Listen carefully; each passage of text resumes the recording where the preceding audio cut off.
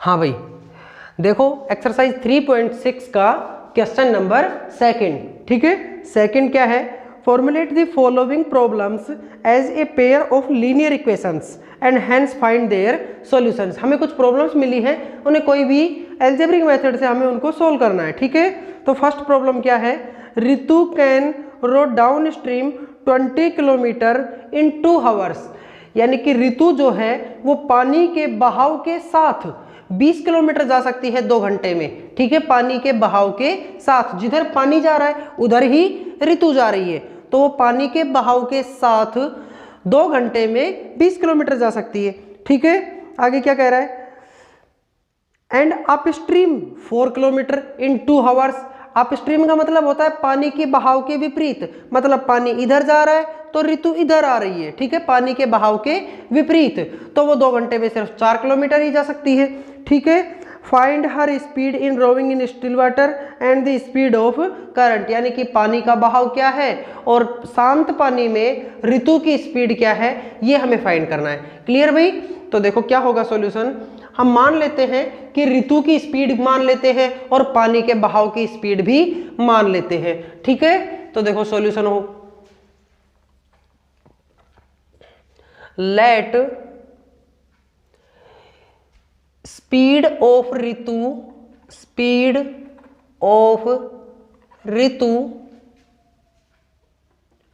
Roving in still water,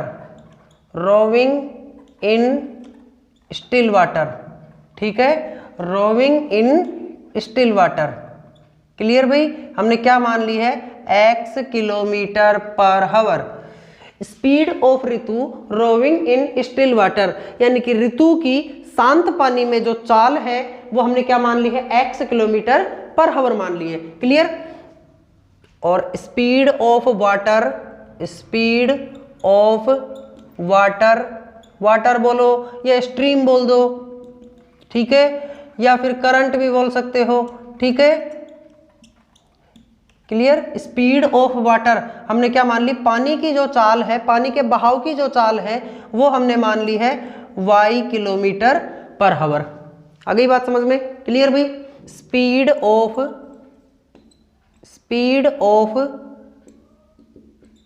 Ritu during, ठीक है।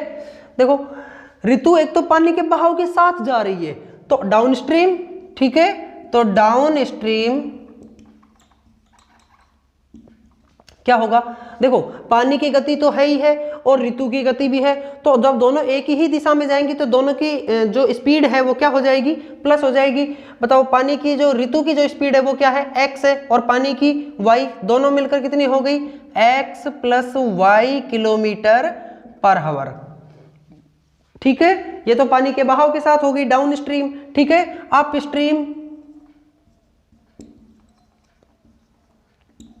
Up stream क्या होगी, बताओ, ऋतु उधर जा रही है, पानी इधर आ रहा है, इसका मतलब दोनों एक दूसरे के अपोजिट साइड से है ना, और तो दोनों को क्या करेंगे, दोनों की स्पीड क्या हो जाएगी, माइनस हो जाएगी। तो बताओ ऋतु की स्पीड क्या है, x, और पानी की स्पीड क्या है, वाटर की, y, तो x minus y kilometre per our. Clear भाई। ये हमारी स्पीड हो गई है, डाउन स्ट्रीम की स्पीड हो गई है, ये अप स्ट्रीम की स्पीड हो गई है, और ये वाली जो हमारी थी वो ऋतु शांत पानी में, जो अगर पानी की गति होती ही नहीं तो जो ऋतु की स्पीड है वो x किलोमीटर है और पानी की जो गति है वो y किलोमीटर मान लिए। क्लियर भाई, ठीक है। अब देखो अकॉर्डिंग टू क्वेश्चन, अब बताओ क्या कह रहा था क्वेश्चन कह रहा था कि अगर डाउन स्ट्रीम जाती है, यानी पानी के बहाव के साथ अगर वो ऋतु जाती है तो वो 2 घंटे में 20 किलोमीटर जा पाती है, ठीक है। तो टाइम का फॉर्मूला क्या होता है, time is equal to distance upon speed, ठीक है। Time is equal to distance upon speed. आप स्पीड भी लगा सकते हो यहाँ से, इसको चेंज करके, ठीक है, इसको चेंज करके क्या लिख सकते हो, स्पीड इधर आ जाएगा, टाइम इधर, क्रॉस मल्टीप्लाई कर दो, ठीक है। तो स्पीड बराबर क्या आ जाएगा, स्पीड बराबर होता है time upon distance upon time. Clear. Distance upon time. आप ये वाला फॉर्मूला भी यूज ले सकते हो, ये वाला भी यूज ले सकते हो। क्लियर भाई। तो देखो बताओ हमारी स्पीड क्या है, हमारी डाउन स्ट्रीम में स्पीड क्या है, x प्लस वाई, तो x प्लस वाई स्पीड हो गई इक्वल, और डिस्टेंस कितनी है बताओ, डाउन स्ट्रीम में वो कितने किलोमीटर जाता है 20 किलोमीटर, तो टोटल डिस्टेंस कितनी हो गई 20 किलोमीटर डिवाइड बाई कितना टाइम लेता है 2 आवर्स, यानी कि 2/2। क्लियर, इसको कट कर सकते हो, देखो 2 1 जा 2, 2 10 जा 20, तो x plus y is equal to 10, और ये हो गई हमारी इक्वेशन नंबर फर्स्ट हो गई है। आ गई बात समझ में। अब इक्वेशन सेकंड फाइंड करते हैं। देखो अब वो कह रहा है कि अप स्ट्रीम यानी कि पानी के बहाव के विपरीत जब वो उसकी स्पीड क्या होती है x माइनस वाई, तो स्पीड की जगह स्पीड रखो x minus y is equal to distance कितनी आती है बताओ, पानी के बहाव के विपरीत जब वो चलता है तो कितना बता रहा है 4 किलोमीटर 2 आवर्स में, तो टोटल स्पीड कितनी डिस्टेंस कितनी हुई 4, और टाइम क्या हुआ 2 आवर्स। इसको भी कट कर सकते हो 2 1 जा 2 और 2 2 जा 4, x minus y is equal to 2, और ये हो गई आपकी इक्वेशन नंबर सेकंड। आप कोई भी मेथड लगाओ और सोल्व कर लो, ठीक है। देखो हम direct equation adding on equation first and second को जोड़ते हैं हम। देखो x प्लस एक्स कितना हो गया 2x, प्लस का y माइनस का y, ये तो कैंसिल हो गए, इक्वल का इक्वल, ठीक है। और ये 10 और ये 2, 10 और 2 कितने हो गए 12, तो x is equal to 12 divide by 2, multiply में इधर डिवाइड में आ गया और काटने पर x की वैल्यू क्या बना दी 6 बना दी है। अब x की वैल्यू तो आ गई, अब x की वैल्यू से हम इक्वेशन फर्स्ट हो या सेकंड में पुट करें तो हमारी y की वैल्यू आ जाएगी, ठीक है। तो put the value of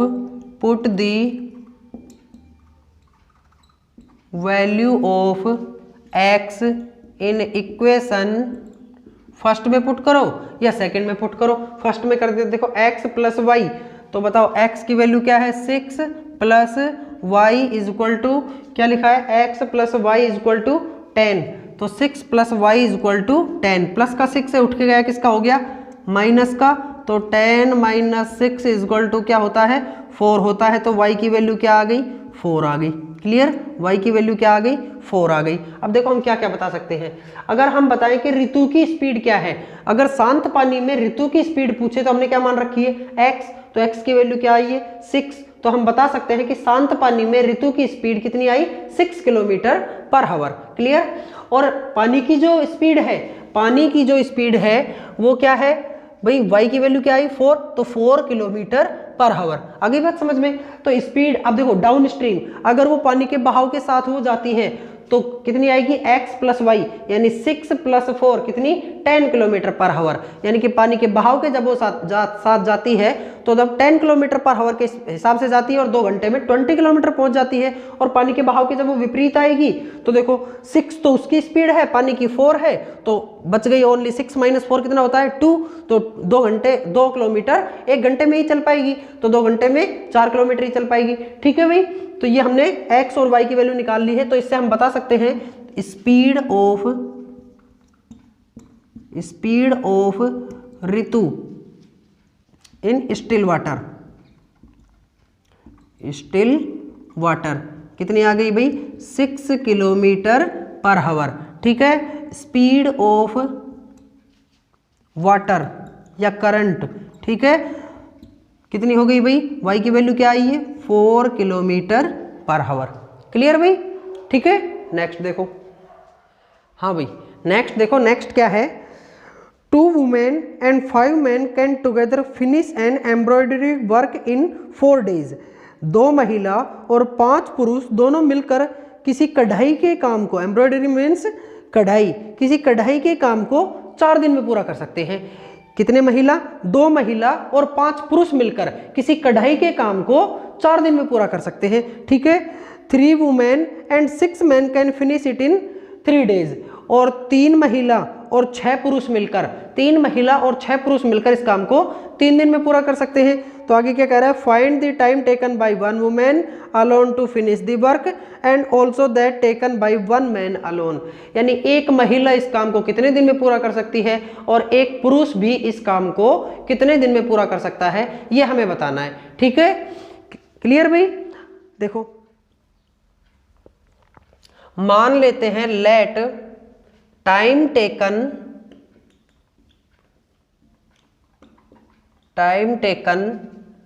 bye one woman to finish the work, हमने क्या मान लिया, x डेज मान लिया है। ठीक है भाई, यानी कि हम एक महिला उस काम को कितने दिन में पूरा कर सकती है, वो हमने कितने दिन मान लिए हैं, x दिन मान लिए हैं। ठीक है, x डेज। क्लियर भाई। तो एक महिला एक दिन में कितना काम कर सकती है। ठीक है, तो time taken, work done by one women in one day. बताओ, एक महिला जब पूरे काम को x दिन में कर सकती है, तो वही महिला एक दिन में कितना काम करेगी, यानी पूरे काम का एक भाग। ठीक है, तो 1/x। क्या करते हैं, जितना काम वो पूरे दिनों में करती है, जितने भी दिनों में करती है, उसको रेसिप्रोकल कर देते हैं। ठीक है, 1/x डेज। क्लियर भाई। ठीक है, जैसे मान लेते हैं एग्जाम्पल, हमने माना कि एक महिला है जो एक काम को 10 दिन में पूरा करती है। ठीक है, तो ये एक दिन में कितना काम करेगी, एक काम को 10 दिन में करती है। ठीक है, तो एक दिन में कितना काम करेगी, एक दिन में, तो बताओ एक दिन में कितना काम करेगी, ये 10 कहाँ जाएगा, डिवाइड में 1/10 है ना। एक दिन में कितना काम करेगी, 1/10 काम करेगी। ठीक है, ऐसे ही एक महिला है वो x डेज में काम करती है, तो एक दिन में कितना करेगी, 1/x कहाँ जाएगा, डिवाइड में आ जाएगा, तो एक दिन में कितना करेगी, 1/x काम करेगी। क्लियर भाई। तो एक दिन में एक महिला कितना काम करेगी, 1/x काम, महिला की, वुमेन की। अब बात करते हैं पुरुष की, मैन की। ठीक है, time taken by one man to finish the work. ठीक है, हमने क्या मान लिया है, y डेज मान लिया है। ठीक है, एक पुरुष उस काम को कितने दिन में पूरा कर सकता है, y दिनों में पूरा कर सकता है। महिला कितने दिन में पूरा कर सकती है, x दिन में। ठीक है, और पुरुष y दिन में। तो एक पुरुष work done by one man in one day. ठीक है, एक पुरुष एक दिन में कितना काम करेगा, इसका रेसिप्रोकल कर दो, 1/y डेज। क्लियर भाई, अगली बात समझ में। According to question. ठीक है भाई। अब देखो, दो महिलाएं और पांच पुरुष मिलकर किसी काम को 4 दिन में पूरा करते हैं। अब वो तो मिलकर करते हैं। ठीक है, तो हम सबकी एक एक दिन की एफिशिएंसी देख लेते हैं कि महिलाएं एक दिन में कितना काम करेंगी, पुरुष एक दिन में कितना काम करेंगे, और दोनों मिलकर एक दिन में कितना काम करेंगे। तो बताओ, एक महिला एक दिन में कितना काम करती है, 1/x। तो दो महिलाएं एक दिन में कितना काम करेंगी, 2/x काम करेंगी। ठीक है, एक पुरुष एक मैन एक दिन में कितना काम करता है, 1/y। तो पांच पुरुष मिलकर कितना काम करेंगे, तो 5/y करेंगे। ये भी एक दिन के महिलाओं का काम है, ये एक दिन के पुरुषों का काम है, और दोनों मिलकर वो काम को तो 4 दिन में पूरा करते हैं, लेकिन एक दिन में कितना करेंगे, 1/4 भाग करेंगे। तो एक दिन में कितना करेंगे, 1/4 भाग करेंगे। ठीक है, क्लियर भाई। मान लो एक काम है वो 10 दिन में पूरा होता है। ठीक है, कितने दिनों में पूरा होता है, 10 दिनों में पूरा होता है। तो एक दिन में कितना काम होगा, 1/10 कहाँ जाएगा, डिवाइड में आ जाएगा, तो कितना हो जाता है, 1/10 हो जाता है। ठीक है, तो एक दिन में कितना काम करेंगे वो दोनों मिलकर, 1/4 भाग करेंगे। ठीक है, ये हो गई आपकी इक्वेशन नंबर फर्स्ट। ठीक है, सेकंड कंडीशन क्या कह रहा है कि तीन महिलाएं, एक महिला एक दिन में कितना करती है, 1/x। तो 3 महिलाएं कितना करेंगी, 3/x काम करेंगी। ठीक है, और 6 पुरुष, एक पुरुष कितना करता है, 1/y। तो 6 पुरुष कितना करेंगे, 6/y। और दोनों मिलकर इस काम को कितने दिन में पूरा कर देते हैं, 3 दिन में। तो दोनों मिलकर एक दिन में कितना करेंगे, 1/3 भाग करेंगे। और ये हो गई आपकी इक्वेशन नंबर सेकंड। क्लियर भाई। ठीक है। अब इन दोनों इक्वेशन को, ये दोनों फ्रैक्शन वाली इक्वेशन है, आप इनको सोल्व करो कैसे भी, कोई भी अलजेब्रिक मेथड लगाओ या इनको सिंपल बना लो। देखो 2/x है तो 1/x को हम कुछ मान लेते हैं, तो हम मान लेते हैं let 1/x is equal to m and 1/y is equal to n। Clear? 1/x को हमने m मान लिया है और 1/y को n मान लिया है, तो देखो क्या बनेगा 2m plus 5n, 2m plus 5n equal हो जाएगा किसके 1/4 के। क्लियर? ये क्या बनेगा भाई 3m plus 6n is equal to 1/3 हो जाएगा। ठीक है, ये हो जाएगी आपकी इक्वेशन नंबर 3 और ये हो जाएगी आपकी इक्वेशन नंबर 4। ठीक है, अब देखो इक्वेशन 3 और 4 को आप कोई भी अलजेब्रिक मेथड लगाओ और इससे सोल्व कर सकते हो। एलिमिनेशन मेथड लगा लेते हैं। एलिमिनेशन मेथड क्या होता है, आप किसी भी वेरिएबल के कोफिशिएंट को इक्वल बना दो। तो हम m के कोफिशिएंट को इक्वल बनाते हैं। देखो ऊपर वाली को तो मैं 3 से मल्टीप्लाई कर दूं तो 6 बन जाएगा, नीचे वाली को 2 से कर दूं तो भी 6 बन जाएगा। तो ये दोनों के कोफिशिएंट इक्वल हो जाएंगे, लेकिन अकेली टर्म को नहीं कर सकते, पूरी समीकरण को मल्टीप्लाई करना पड़ेगा। ठीक है, तो multiply by 3 in equation 3rd and by 2 in equation 4th। ठीक है, 3rd को तो 3 को तो 3rd से कर दो और 2 को मल्टीप्लाई कर दो 4th से। तो देखो 3 2 जा 6m प्लस 15n, 3 2 जा देखो 3 2 जा 6 और 3 5 जा 15 इक्वल होगा 3 इंटू 1/4, 3/4। सेकेंड को देखो 2 से करो, 2 3 जा 6m प्लस 2 6 जा 12n is equal to 2 into 1/3, 2/3। ठीक है, और दोनों इक्वेशन को आप कर दो माइनस, तो माइनस माइनस ये भी माइनस, क्या बनेगा भाई, देखो भाई क्या बनेगा बताओ। 15 माइनस 12 कितना होता है 3n होता है। ठीक है, is equal to 3/4 minus 2/3 is equal to 3/4 minus 2/3, 2/3। LCM ले लो, क्या आ गया 12 डिवाइड बाई 4, 3 3 जा 9, 12 डिवाइड बाई 3 4 2 जा 8 इक्वल कौन है भाई 3n है, तो 3n divide by 1 equal 9 minus 8 1 12, cross multiply करो, देखो 12 3 जा 36n इक्वल हो गया 1 1 जा 1, तो n इक्वल हो गया 1/36 के, n इक्वल हो गया 1/36 के। n की वैल्यू को आप इक्वेशन 3rd में जमाओ या इक्वेशन 4th में जमाओ, तो put the value of n in equation 3rd में पुट कर दो। देखो 2m plus 5n, 2m plus 5n की वैल्यू 1/36 इक्वल हो गया किसके 1/4 के, 1/4 के। ठीक है, 5 1 जा 5, 5/36 प्लस का है उठ के जाएगा माइनस का हो जाएगा, तो क्या बनेगा 2m is equal to 1/4 minus 5/36। दोनों का एलसीएम ले लो, दोनों का एलसीएम क्या आएगा भाई, देखो इधर से बचा है हमारा 2m, इसके नीचे लगा लेंगे 1 इक्वल, एलसीएम क्या आ गया 36, 36 divide by 4 9 multiply by 1 9 minus 36 divide by 36 1 multiply by 5 5, क्या बना भाई 2m/1 is equal to 9 minus 5 4/36, 36 cross multiply करो, क्रॉस मल्टीप्लाई करेंगे 36 into 2 72m is equal to 4 into 1 4, तो m इज इक्वल टू 4/72 काट दो, 4 1 जा 4, 4 1 जा 4, 4 8 जा 32, तो m की वैल्यू क्या आ गई भाई 1/18 आ गई है। ठीक है, अब हमारे पास m की वैल्यू भी है और n की वैल्यू भी है, तो हमने क्या मान रखा है भाई m को हमने क्या मान रखा है, m हमने मान रखा है 1/x को, तो टेकिंग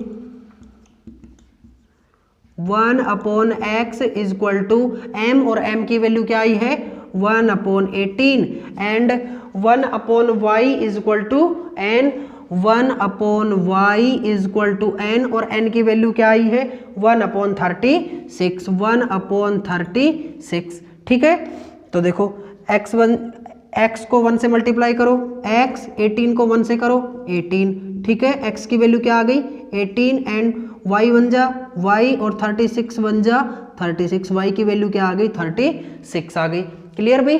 तो देखो क्या आ गया भाई, हम कह सकते हैं, हमने क्या मान रखा है, time taken by one woman to finish the work, यानी एक महिला उस काम को कितने दिन में पूरा कर सकती है, x डेज में, और x की वैल्यू क्या आई है 18, यानी एक महिला 18 दिनों में उस काम को पूरा कर सकती है, 18 डेज में उस काम को कंप्लीट कर सकती है। और ऐसे ही time taken by one man to finish the work, यानी एक पुरुष उस काम को कितने दिन में पूरा कर सकता है, तो y की वैल्यू आई है 36, यानी एक पुरुष उस काम को 36 डेज में कंप्लीट कर सकता है। क्लियर भाई।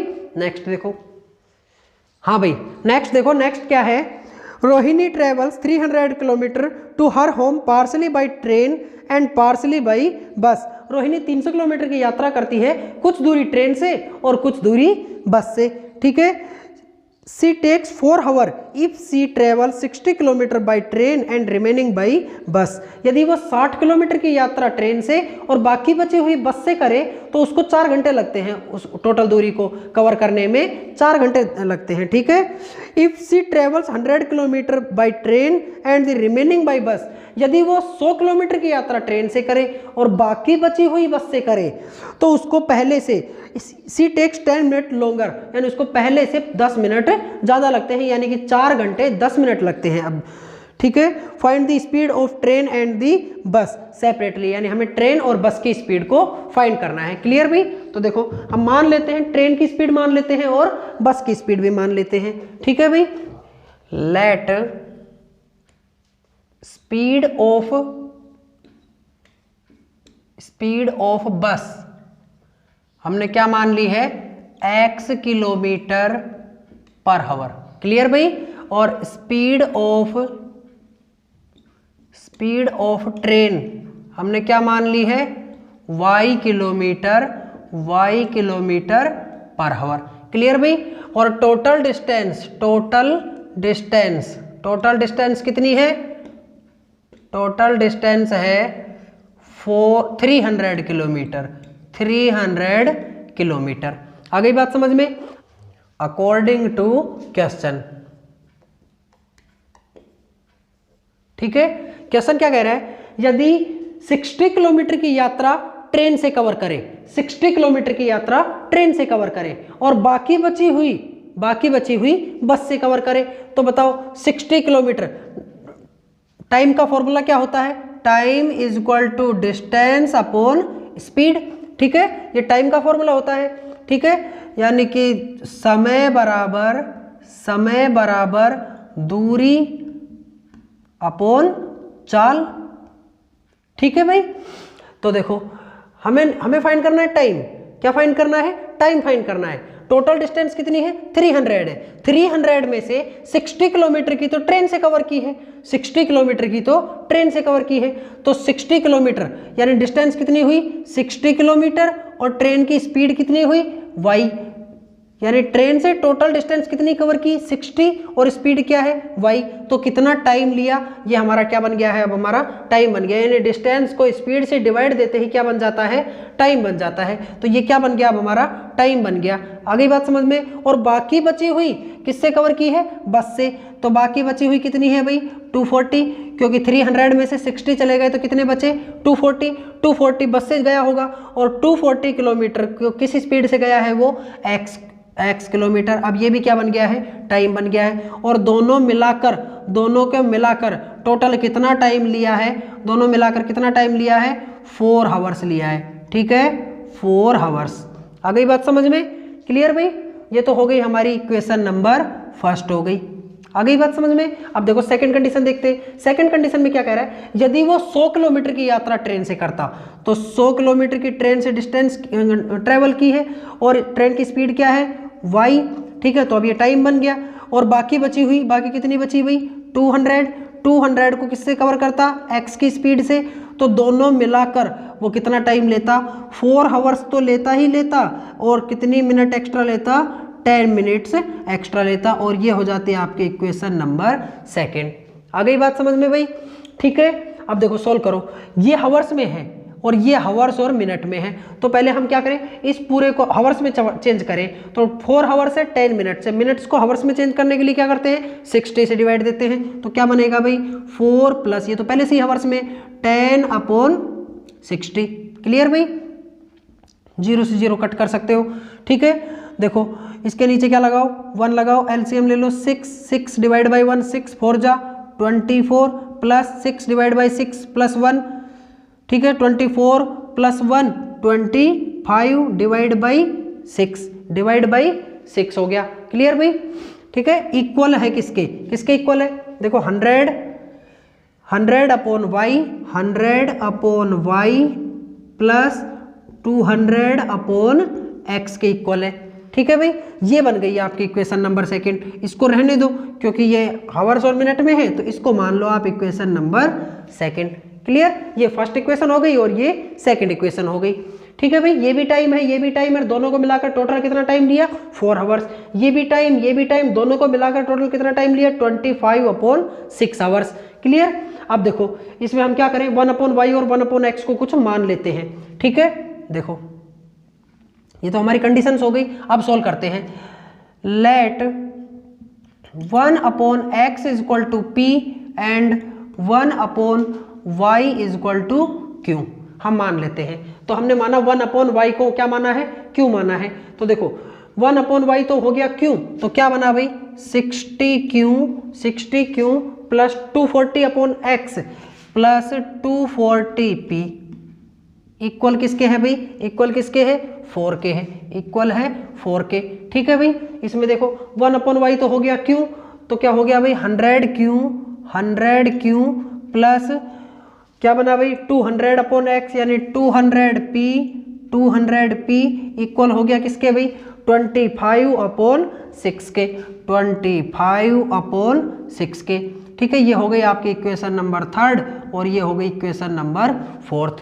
अब आप कोई भी मेथड लगाओ और इसको सोल्व कर सकते हो। देखो एलिमिनेशन मेथड लगाते हैं। एलिमिनेशन मेथड क्या कहता है कि आप किसी भी कोफिशिएंट वेरिएबल के कोफिशिएंट को इक्वल बना दो। तो देखो ये q का कोफिशिएंट है 100, q का कोफिशिएंट है 60। अगर मैं ऊपर वाले को 5 से मल्टीप्लाई कर दूं तो 300 बन जाएगा, और इसको 3 से कर दूं तो ये भी 300 बन जाएगा। ठीक है, तो मल्टीप्लाई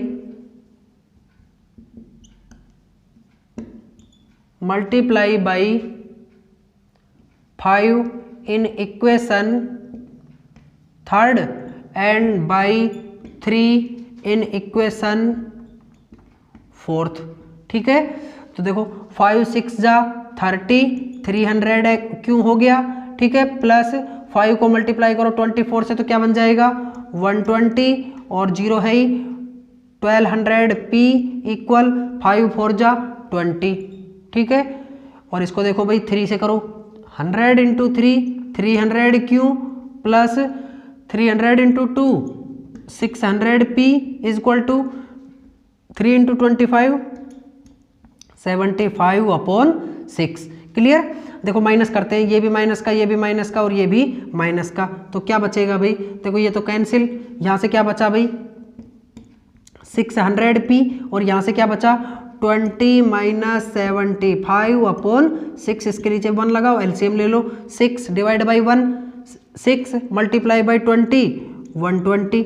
ठीक है, 6 डिवाइड बाई 6 1 मल्टीप्लाई बाई 75 120 में से 75 चले गए, कितने बच गए 45/6 इक्वल कौन है भाई 600p है। इसके नीचे क्या लगा लेंगे 1 लगा लेंगे, करो क्रॉस मल्टीप्लाई, देखो 6 इंटू 6 3600 3600p और 45 इंटू 1 45, तो p की वैल्यू क्या आ जाएगी भाई 45 डिवाइड बाई 3600, काटो 5 9 जा 45 5 7 जा 35 5 2 जा 10 और 0 9 1 जा 9 9 8 जा 72। बताओ p की वैल्यू क्या आ गई भाई 1/80 आ गई है। p की वैल्यू क्या आ गई है 1/80 आ गई है। ठीक है, अब p की वैल्यू को आप इक्वेशन 3rd में पुट करो या इक्वेशन 4th में पुट करो।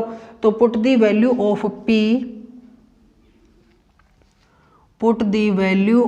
p in equation 3rd।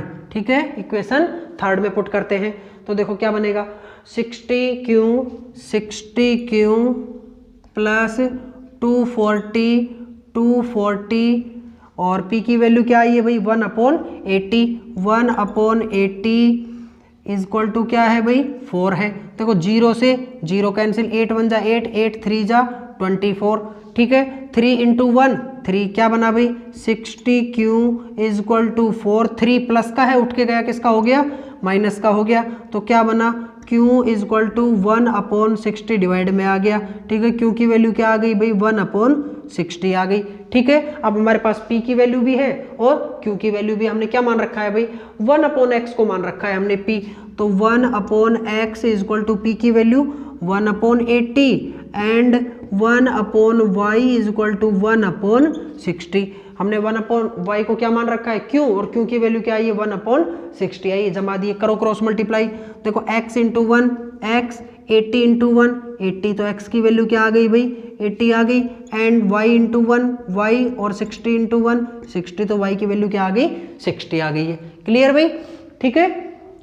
तो अब हमारी ये x की वैल्यू आ गई और ये y की वैल्यू आ गई। x हमने क्या मान रखा है स्पीड ऑफ बस, हमने क्या मान रखी है x, यानी बस की स्पीड जो है वो 80 किलोमीटर पर आवर है, और y की वैल्यू आई है 60। स्पीड ऑफ ट्रेन यानी ट्रेन की स्पीड जो है वो कितनी है 60 किलोमीटर पर आवर है। क्लियर भाई, ठीक है। आई होप सबको समझ आ गया होगा। अगर आपको वीडियो अच्छी लगी हो तो वीडियो को लाइक करें और हमारे चैनल को सब्सक्राइब करें। अगर आपको 10th की मैथ पढ़नी है या आपको मैथ के बेसिक कॉन्सेप्ट को अगर क्लियर करना है तो आप हमसे जुड़िए। आपकी कोई भी प्रॉब्लम हो कमेंट बॉक्स में शेयर कीजिए। क्लियर भाई, ठीक है। Thank you.